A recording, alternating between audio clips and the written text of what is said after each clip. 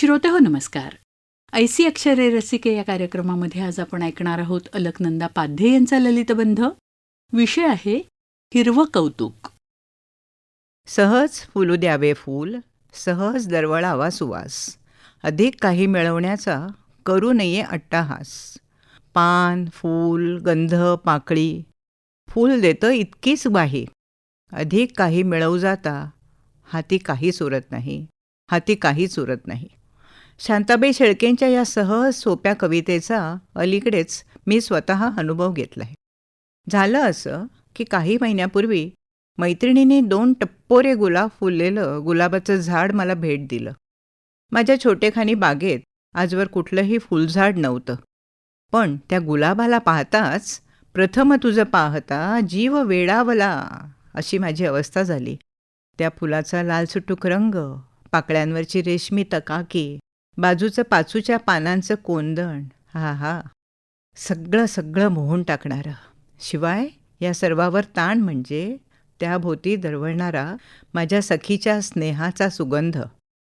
आजूबाजूच्या कोरफड, तुळस, ओवा, गवती चहा वगैरे हिरव्या साथीदारांमध्ये गुलाबाची ती कुंडी ठेवताना मी त्याचं बारसंही करून टाकलं आणि नाव ठेवलं सखी गुलाब. त्या टप्पोऱ्या फुलांकडे बघताना यांना अमरत्वाचं वरदान का बरं नाही, म्हणजे महिनोन्महिने ही फुलं अशीच टवटवीत दिसतील असा अत्यंत वेडगळ विचारसुद्धा मनात येईल.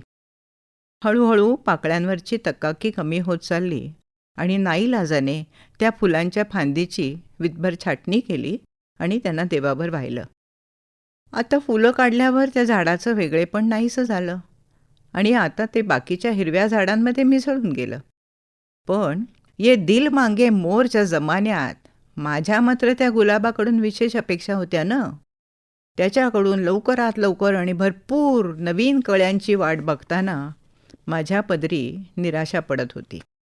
इतरांचे बहरलेले गुलाब पाहून मी त्यांचा सल्ला घेतला आणि त्यानुसार मी गुलाबाला तातडीने थोडं इप्सम सॉल्टचं पाणी पाजायचा प्रयोग केला.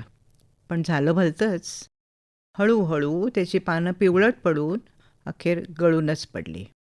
हताश होऊन बघण्याशिवाय आता माझ्या हातात काहीच नव्हतं. माझ्या हिरवाईतल्या त्या काटेरी सांगाड्याकडे बघताना मला सारखं भडभडून येई. भरगच्च फुललेलं झाड बघण्याच्या हौसेपायी गरज नसताना मी त्याला टॉनिक पाजलं होतं, जे त्याला पचलंच नव्हतं. माझ्या अविचारी वर्तनासाठी मी त्याच्याशी रोज बोलत असे आणि त्याची माफी मागत असे. पुढे 4-8 दिवसासाठी बाहेर जाऊन आल्या सर्वप्रथम मी हिरवाईकडे मोर्चा वळवला आणि माझ्या आनंदाला पारावार राहिला नाही.